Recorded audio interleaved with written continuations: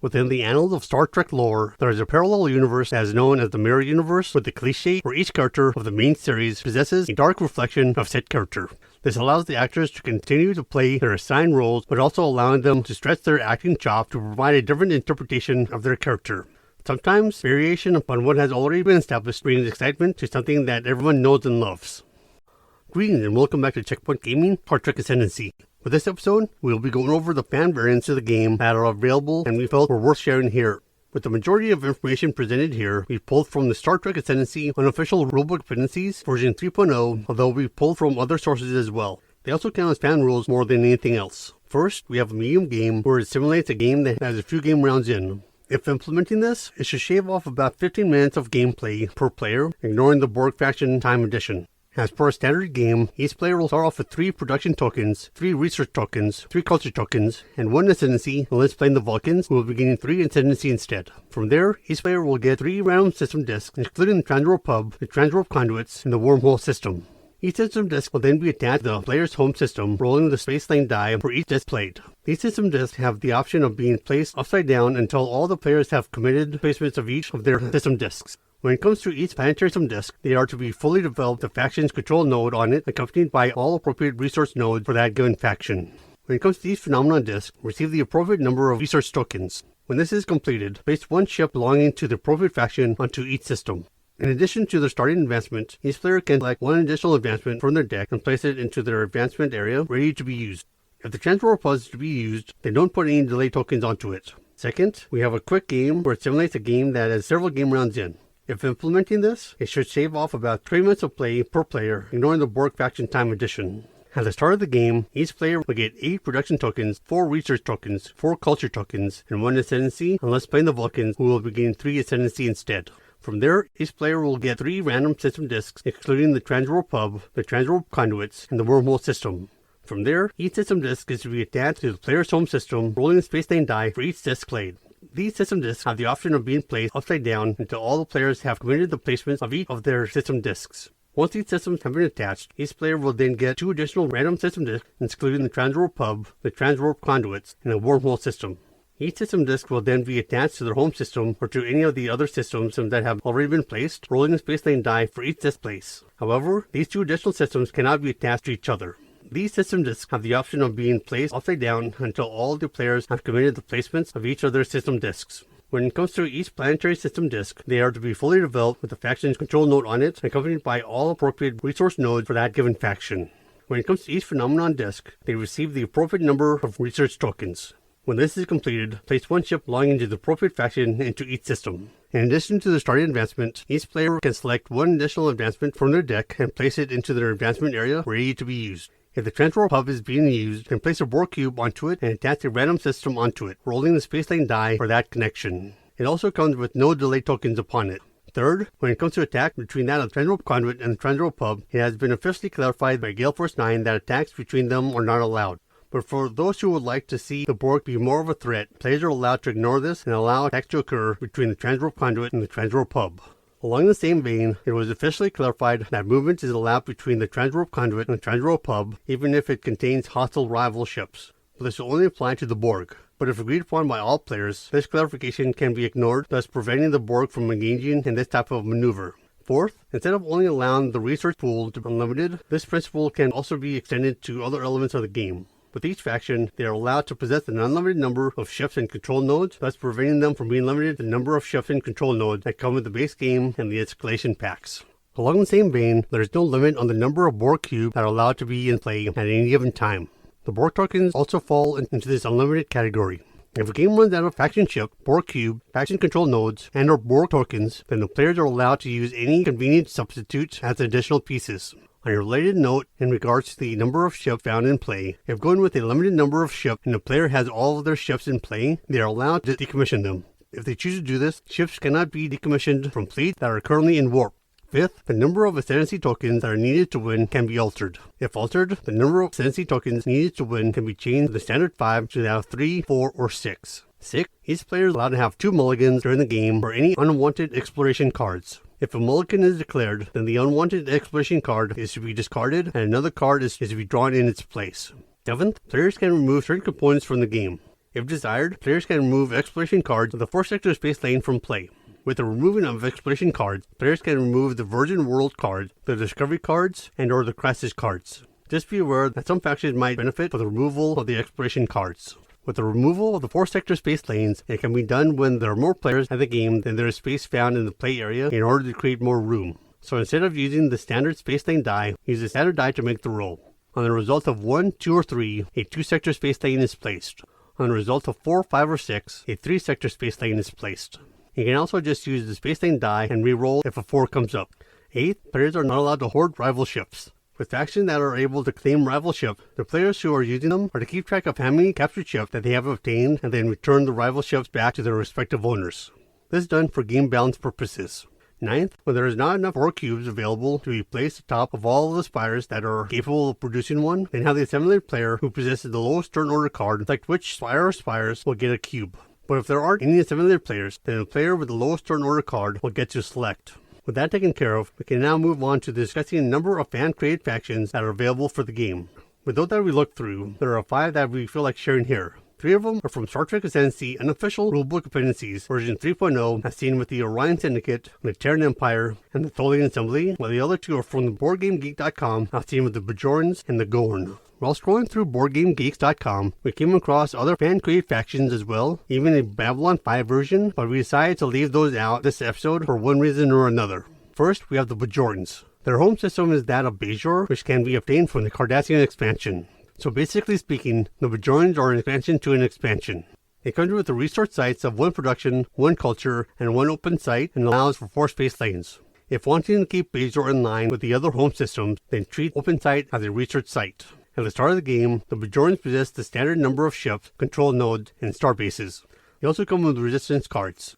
With their ships, control nodes, and fleet markers, they can be 3D printed using the files we provided in the description.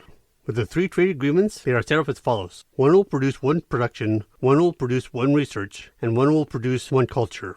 The Bajorans also come with Bajoran Orb deck, which consists of 10 orb cards, and they are purchased instead of Ascendancy tokens. With a number of open orb cards will indicate their Ascendancy level.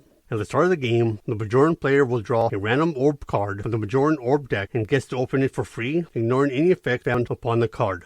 The Bajoran player will then draw 3 random orb cards and may choose not to show these cards to the other players. When a Bajoran player opens an orb card or builds a culture node outside of their initial starting culture node, they get to put 1 orb card they possess at the bottom of the orb deck, followed by drawing a replacement card. When it comes to that of opening an orb card, it can be done at any time during the turn and will cost the Bajoran player culture tokens, which are to be spent all at once, not unlike that of improving weapons and shields. When opening an orb card, the Bajoran player gets to choose which one they will open the cards that they previously drew. Upon opening, each orb card will have a unique effect, and unlike advancements, these effects are mandatory unless the card says you may. After resolving the effect of the orb card, it is to be kept face up. When it comes to that of resistance tokens, they are to be placed upon systems based upon the Bajoran starting advancement and one of their fleets. When placed, it can be done upon a developed world that is controlled by another faction. However, they can never be placed onto a Borg world. When a system is no longer developed or becomes controlled by the Bajoran player, the resistance token is to be removed. When placed, a system cannot contain more than 1 resistance token.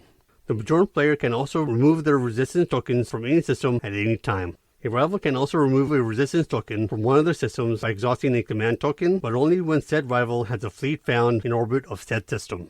And only the Bajoran player is allowed to replace resistance tokens upon a given system. With the religious leadership, at the end of each round, and after the command tokens get resolved, the Bajoran player will be forced to exhaust 1 command if they didn't open one of the Bajoran orb cards that given round. With Liberators, when the Bajoran player gains control of a system that possesses a culture node or one of their resistance tokens, they will gain a culture token. Second, we have the Gorn. Their home system is that of Gorner, which comes with the standard resource site of 1 production, 1 resource, and 1 culture, and allows for 4 space lanes. At the start of the game, the Gorn possesses the standard number of ship, control nodes, and star bases.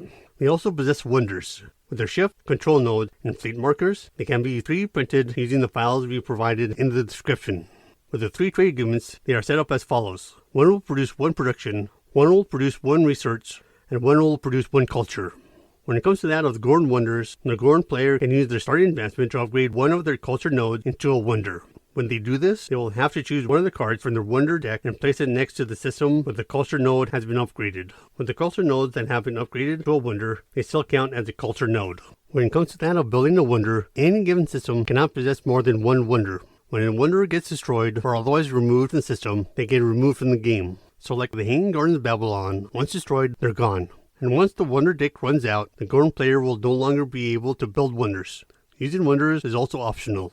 With Proud Builders, when they finish developing a system by developing all of the nodes site and there are at least 3 research nodes found upon it, the Gordon player will receive 1 culture. With Flow to the side, during the initial bidding process, they have to spend twice as many resources as the other players. So what this means is that every 2 resources they spend, it counts as 1 during the bidding process. And if the Gordon Hegemony is played with the random turn order deck variant, then this advantage will have no effect. With the Advanced Plasma Warhead advancement, it will allow the Gordon player to roll extra deck die during combat by spending 1 production token found upon said fleet. When a fleet gets disbanded for one reason or another, any remaining production tokens found upon it are returned to the supply. Finally, the Gordon will add a new exploration card to the deck known as Gordon Confrontation, which is classified as a crisis card.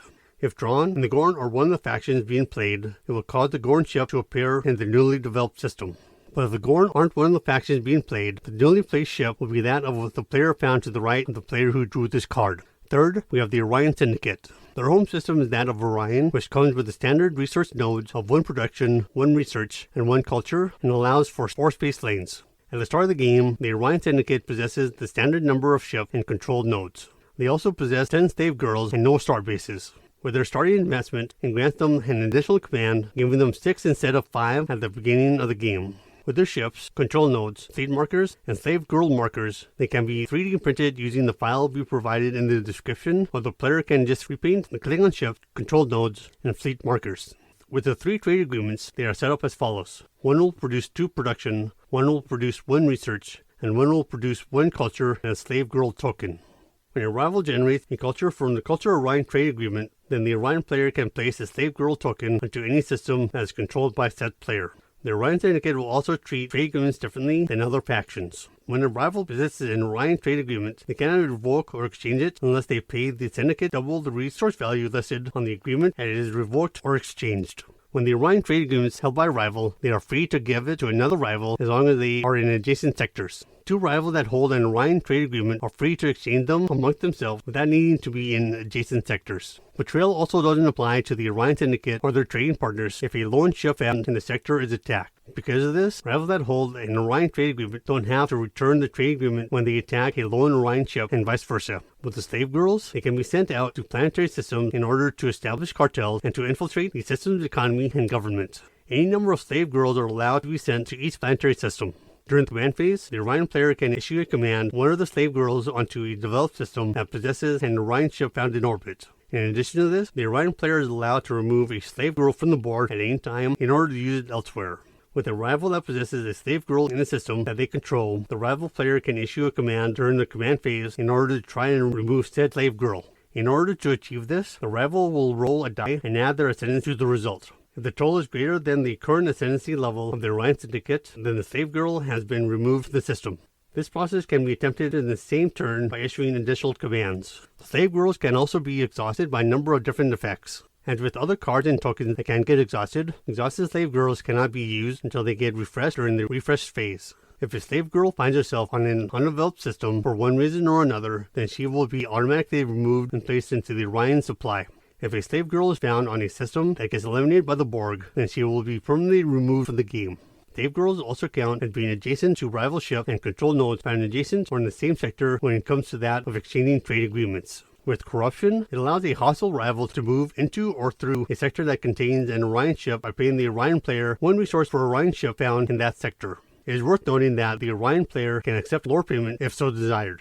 When it comes to that of the Borg cube, it cannot move past Orion ships in this manner. During the build phase, the Orion Syndicate may build ship at their home system as well as any system that they control that also possesses a slave girl.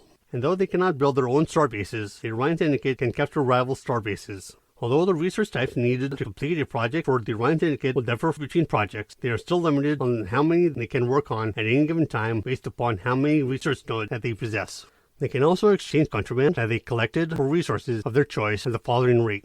When exchanging 2 ships of the same faction, they will gain 1 production. When exchanging 2 ships from different factions, they will gain 2 production or 2 research. When exchanging 4 ships from different factions, they will gain 1 culture.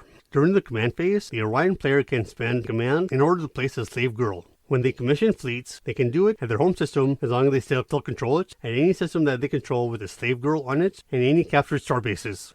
Fourth, we have the Terran Empire. Their home system is that of Mirror Earth, very original there, which comes with the standard resource site of 1 production, 1 research, and 1 culture, and allows for 4 space lanes. At the start of the game, the Terran Empire possesses the standard number of ships, control nodes, and star bases. With their ships, control nodes, and fleet markers, they can be 3D printed using the file view provided in the description, so the player can just repaint the Federation ships, control nodes, and fleet markers. With the 3 trade agreements, they are as follows. 2 will produce 2 production, and 1 will produce 3 production. With xenophobic, it prevents the Terran Empire from attempting cultural hegemony. With traitorous, when they betray a rival, they will gain 1 culture. Fifth, we have the Tholian Assembly. Their home system is that of Tholia, though this isn't the typical home system. It comes with the standard research sites of 1 production, 1 research, and 1 culture, though the culture node is replaced outside of the typical site for culture. It also allows for 4 space lanes. If they're used in a medium or quick game, the Tholian will have to observe the tolerance and threshold rules in order to determine the systems that they are allowed to develop as well as to what extent. At the start of the game, the Tholians possess the standard number of ships, control nodes, and star bases. With their ships, control nodes, and fleet markers, they can be 3D printed using the file view provided in the description, or the player can repaint the Vulcan ships, control nodes, and fleets, and the Romulan starbase models. For the 3 trade agreements, they are set up as follows. 1 will produce 1 production, 1 will produce 2 production, and 1 will produce 1 research. The Tholians will also come with 5 Rift tokens and 10 Tholian Web tokens. With the Rift tokens, they can be placed into sectors by using the interspecial rifts, rifting changes, and the Tholian Terror advancements, or by using the Rift Spinner fleet. In regards to the Tholian Rift tokens, they create adjacencies between all sectors they are placed in, and for interaction between the locations. With the Tholian Web tokens, they can be used during the game and can be placed using the energy webs, funnel web traps, or plasma spinnerets advancements, or the Web Spinner fleet. Any ships that are found in a sector that possesses a Tholian Web token are webbed. This includes Tholian ships and Borg cubes. When a ship is webbed, they cannot use impulse moves, retreat, or form a tactical maneuver, interwarp, initiate space battles, initiate planetary invasions, or attempt cultural hegemony. In order to remove a Tholian web token, a player can issue a command on one of their web ships in order to begin the process. From there, the web token is to be put onto its side in order to indicate that it has been damaged. When a web token becomes damaged, the issuing of a command can be used to remove the web ship. The exception to this is when the plasma spinnerets advancement has been completed, thus preventing the web token from being removed by issuing commands. During the build phase, a player can remove a damaged web token from the web ship in order to free it. In regards to Borg cubes, they will automatically remove any web tokens found in the sector they occupy, regardless if they are damaged or not, if it draws a Borg command card that shows 1 or more warp icons on it. From there, it can start their movement immediately. If there are no ships found in a sector that possesses a web token, then said web token is to be removed immediately. If there are multiple web tokens found in a sector, they remove all but 1 of them. This begins with removing any of the damaged webs. With a Tholian player, they can remove any web tokens found anywhere on the board for free at any time. When it comes to hazardous systems, there are various Thorian abilities that have the possibility of increasing the hazard level of the planetary system, causing this to become the new hazard level. It is worth noting that by increasing a hazard level, it means that the hazard level number actually goes down. Regarding the maximum hazard level is that of 1. In regards to non-hazardous systems, they will become a hazard level 6. With Intolerant, it prevents the Tholians from building resource nodes in a culture or open capacity sites. However, they can build 2 additional resource nodes of any given type into a system that only has a 1 node capacity, or 1 additional resource node of any given type into a system that only has a 2 node capacity. These aforementioned node additions are on top of the normal capacity of the system in question and are built outside of the sites that are normally used for placing nodes within the system. With Thermophile, it causes the Tholian player to only colonize hazardous systems. With this colonization, it is done for free. Tholians are also immune to the hazards found in systems that they control. Systems can also be made hazardous by using the Tholian core reflex agitators and thermoseismic warhead advancements, or by using terraforming group fleet. When it comes to that of the Tholian Rift tokens and the Tholian Web tokens, they are not considered to be Tholian-specific assets. This will allow them to be used by any player who possesses the relevant advancements. So with that said, that is what you need to know about the fan-created content for Star Trek Ascendancy that we shared here. But if you wish to find more fan-created content for the game, feel free to visit BoardGameGeeks.com.